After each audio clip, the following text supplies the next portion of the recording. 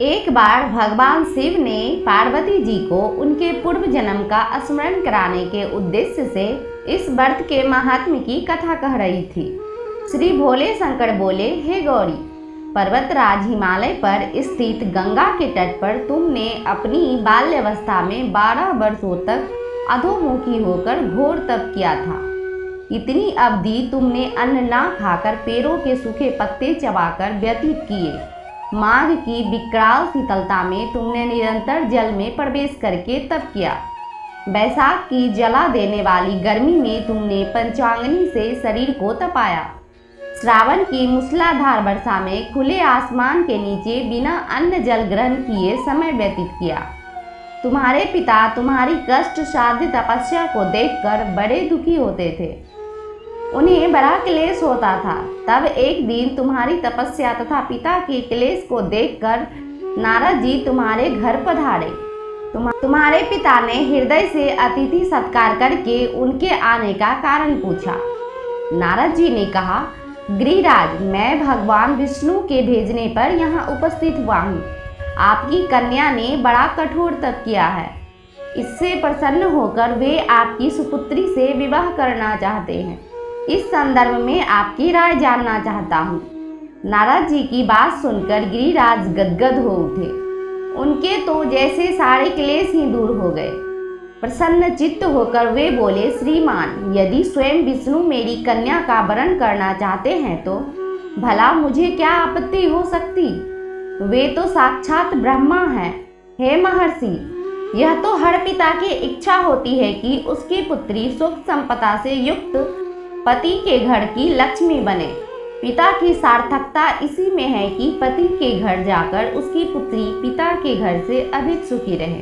तुम्हारे पिता की स्वीकृति पाकर नारद जी विष्णु के पास गए और उनसे तुम्हारे ब्याह के निश्चित होने का समाचार सुनाया। मगर इस विवाह संबंध की बात जब तुम्हारे कान में पड़ी तो तुम्हारे दुख का ठिकाना नहीं रहा। तुम्हारी एक सखी ने तुम्हारी इस मानसिक दशा को समझ लिया और उसने तुमसे उस विक्षिप्तता का कारण जानना चाहा। तब तुमने बताया, मैंने सच्चे हृदय से भगवान शिव शंकर का वर्णन किया है, किंतु मेरे पिता ने मेरा ब्याह विष्णु जी से निश्चित कर दिया। मैं विचित्र धर्म संकट में हूँ, अब क्या करूँ। प्राण छोड़ देने के अतिरिक्त अब कोई भी उपाय शेष नहीं बचा है। तुम्हारी सखी बड़ी ही समझदार और सूझबूझ वाली थी। उसने कहा, सखी, प्राण त्यागने का इसमें कारण ही क्या है। संकट के मौके पर धैर्य से काम लेना चाहिए। नारी के जीवन की सार्थकता इसी में है कि पति रूप में हृदय से जिसे एक बार स्वीकार कर लिया, जीवन प्रयत्न उसी से निर्वाह करे। सच्ची आस्था और एक निष्ठा के समक्ष तो ईश्वर को भी समर्पण करना पड़ता है। मैं तुम्हें घनघोर जंगल में ले चलती हूँ, जो साधना असली भी हो, और जहाँ तुम्हारे पिता तुम्हें खोज भी ना पाए, वहाँ तुम साधना में लीन हो जाना। मुझे विश्वास है कि ईश्वर अवश्य ही तुम्हारी सहायता करेंगे। तुमने ऐसा ही किया। तुम्हारे पिता तुम्हें घर पर ना पाकर बड़े दुखी तथा चिंतित हुए। वे सोचने लगे कि तुम जाने कहाँ चली गई। मैं विष्णु जी से उसका विवाह करने का प्रण कर चुका हूँ।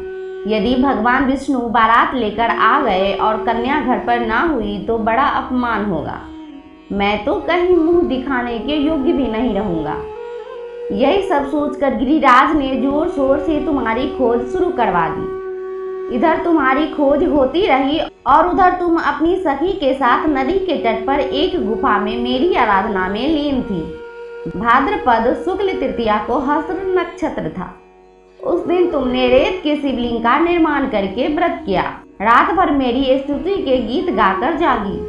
तुम्हारी इस कष्ट साध्य तपस्या के प्रभाव से मेरा आसन डोलने लगा। मेरी समाधि टूट गई। मैं तुरंत तुम्हारे समक्ष जा पहुंचा और तुम्हारी तपस्या से प्रसन्न होकर तुमसे वर मांगने के लिए कहा। तब अपनी तपस्या के फलस्वरूप मुझे अपने समक्ष पाकर तुमने कहा, मैं हृदय से आपको पति के रूप में वरण कर चुकी हूँ।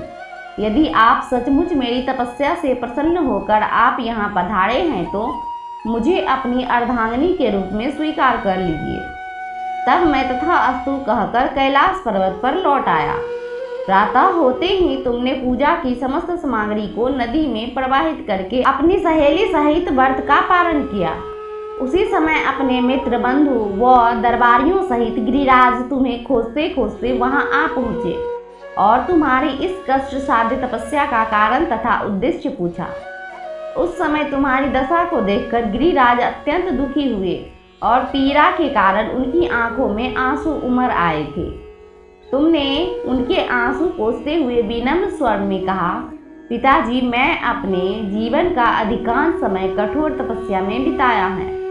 मेरी इस तपस्या का उद्देश्य केवल यही था कि मैं महादेव को पति के रूप में पाना चाहती थी। आज मैं अपनी तपस्या की कसौटी पर खरी उतर चुकी हूँ। आप क्योंकि विष्णु जी से मेरा विवाह करने का निर्णय ले चुके थे, इसलिए मैं अपने आराध्य की खोज में घर छोड़कर चली आई। अब मैं आपके साथ इसी शर्त पर घर जाऊंगी कि आप मेरा विवाह विष्णु जी से न करके महादेव जी से करेंगे। गिरिराज मान गए और तुम्हें घर ले गए। कुछ समय के पश्चात शास्त्रोक्त विधि विधान पूर्वक उन्होंने हम दोनों को विवाह सूत्र में बांध दिया। हे पार्वती, भाद्रपद की शुक्ल तृतीया को तुमने मेरी आराधना करके जो व्रत किया था, उसी के फलस्वरूप मेरा तुमसे विवाह हो सका। इसका महत्व यह है कि मैं इस व्रत को करने वाली कुमारियों को मनोवांछित फल देता हूँ। इसलिए सौभाग्य की इच्छा करने वाली प्रत्येक युवती को यह व्रत पूरी एक निष्ठा तथा आस्था से करना चाहिए। वीडियो को जरूर से जरूर लाइक कर दीजिए और ज़्यादा से ज़्यादा शेयर कर दीजिए। चैनल पे पहली बार आए हैं तो चैनल को सब्सक्राइब कर लीजिए। मिलते हैं नेक्स्ट वीडियो में। तब तक के लिए कमेंट में हर हर महादेव लिखना ना भूलें।